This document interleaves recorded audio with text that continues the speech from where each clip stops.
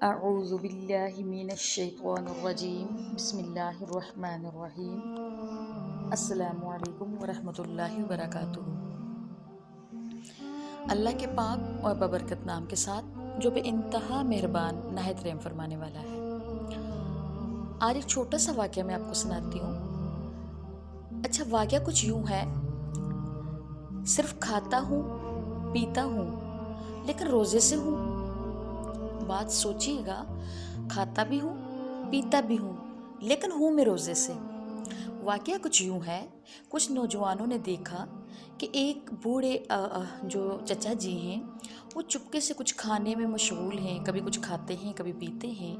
تو ان میں سے ایک نوجوان ان کے پاس آتا ہے اور کہتا ہے، چچا جان کیا آپ نے روزہ نہیں رکھا؟ یہ تو رمضان کا مہینہ ہے، تو آپ اتنے بوڑھے بھی نہیں ہیں اور دیکھنے میں بھی آپ تندرست لگتے ہیں، لیکن آپ نے روزہ نہیں رکھا۔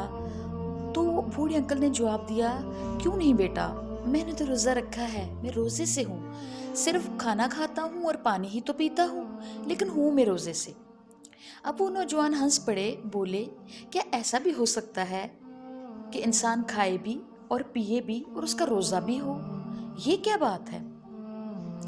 اب اس بوڑھے انکل نے کیا جواب دیا؟ اس نے کہا، بیٹا ہاں، میں جھوٹ نہیں بولتا، کسی پر بری نگاہ نہیں ڈالتا، کسی کو گالی بھی نہیں دیتا، کسی کا دل نہیں دکھاتا، کسی سے حسد نہیں کرتا، مال حرام میں نہیں کھاتا، اپنی ذمہ داریاں جو رب نے مجھے دی ہیں، جو مجھے سونپی ہیں، میری ذمہ داریاں، جو فرائض میرے رب نے مجھے دیا، جن کا مجھے میرے رب نے مسئول بنایا ہے، یعنی جس کا جو رب نے ذمہ داریاں میرے ذمہ لگائی ہیں، میں پوری دیانتداری امانت داری کے ساتھ ان کو انجام دیتا ہوں۔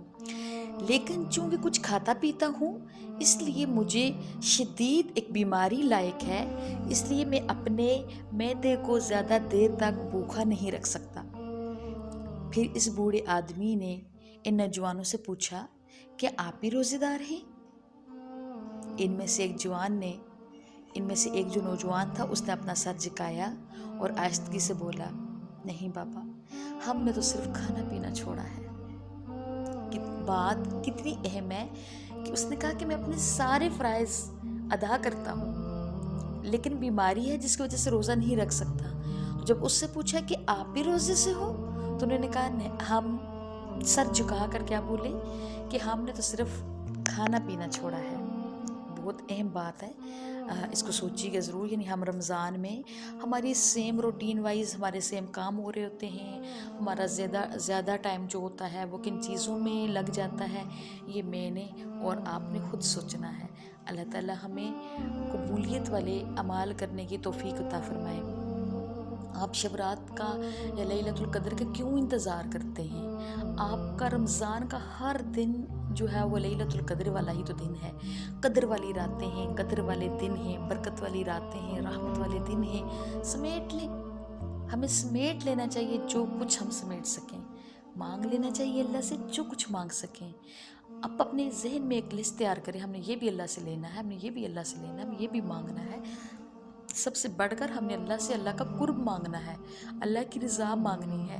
جب اللہ راضی ہو جائے گا، اللہ کا قرب حاصل ہو جائے گا تو ہر چیز خود بخود ہمیں مل جائے گی۔ جب چیزوں کو دینے والے سے، جب چیزوں کو بنانے والے سے رابطہ مضبوط ہوگا نا، تو پھر ہر چیز مجھے ہی اللہ تعالیٰ دے گا، کیوں؟ مجھ سے وہ راضی ہو جائے گا۔ تو اپنے گناہوں کی معافی اور رب کی رضا کو طلب کرنا، اور نبی پاک صلی اللہ علیہ وسلم نے جو فرمایا تھا، تباہ ہو گیا ایک جو حدیث ہے پوری، اس میں سے میں آپ کو چھوٹا سا ایک مصرع بتاتی ہوں کہ نبی پاک صلی اللہ علیہ وسلم نے جب اپنے ممبر پہ قدم رکھا تو بولا آمین، دوسرے پہ، تیسرے پہ۔ صحابہ کرام نے پوچھا کہ یا رسول اللہ صلی اللہ علیہ وسلم، آپ جب بلندی کی طرف چلتے ہیں، اوپر چڑھتے ہیں تو آپ اللہ اکبر کہتے ہیں، کیا آج سے آمین کہنا ہے؟ یعنی ہر بات کو وہ نوٹ کرتے تھے عمل کے لیے۔ تو نبی پاک صلی اللہ علیہ وسلم نے فرمایا کہ نہیں، میرے پاس جبرائیل امین آئے تھے، اللہ کا پیغام لے کے آئے تھے، ٹھیک ہے، نبی پاک صلی اللہ علیہ وسلم کو بتا رہے تھے، اور آمین کون کہہ رہے تھے؟ نبی پاک صلی اللہ علیہ وسلم۔ ان میں سے ایک یہ بھی تھا کہ تباہ ہو گیا وہ شخص، برباد ہو گیا وہ شخص، ناک آلودہ ہوگی اس شخص کی، ہلاکت اور تباہی اس شخص کے لیے جس کی زندگی میں رمضان آیا، اس نے عبادت کر کے اپنے رب کو راضی نہ کر لیا۔ اللہ تعالی ہمیں اس وعید سے بچائے، اللہ ہمیں قبولیت والے اعمال کرنے کی توفیق عطا فرمائے، اللہ تعالی ہماری چھوٹے چھوٹے عبادتوں کو قبول کرے، ٹوٹی پھوٹی عبادتوں کو اللہ رب العزت اپنی شان عظیم کے مطابق جو ہے وہ اجر عظیم سے نوازے۔ السلام علیکم ورحمۃ اللہ وبرکاتہ۔